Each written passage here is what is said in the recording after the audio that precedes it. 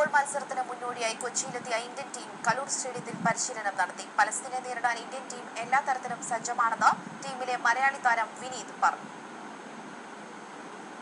Coach Vim കൂവർമാൻസിന്റെ നേതൃത്വത്തിൽ 2 മണിക്കൂറോളം Indian team പരിശീലനം നടത്തി.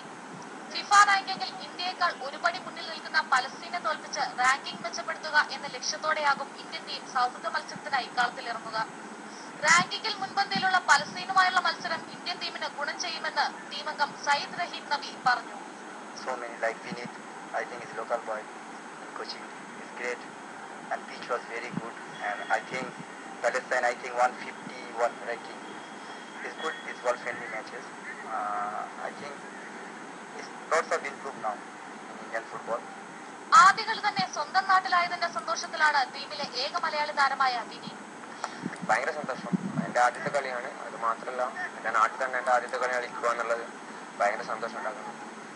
Very excited and very happy. മുതിർന്ന താരങ്ങൾക്കൊപ്പം യുവതാരങ്ങളെയും ടീമിൽ ഉൾപ്പെടുത്തിയിട്ടുണ്ട്. പരിക്കു കാരണം ഗോൾ കീപ്പർ കരൺജിത് സിംഗിന് പകരം സുഭാഷിഷ് റോ ചൗധരിയാകും കളത്തിലിറങ്ങുക. ഇന്ത്യൻ വംശജനായ ജപ്പാൻ താരം ഇസോമി അറോട്ടയും ടീമിൽ ഇടം നേടിയിട്ടുണ്ട്. മനോരമ ന്യൂസ്, കൊച്ചി.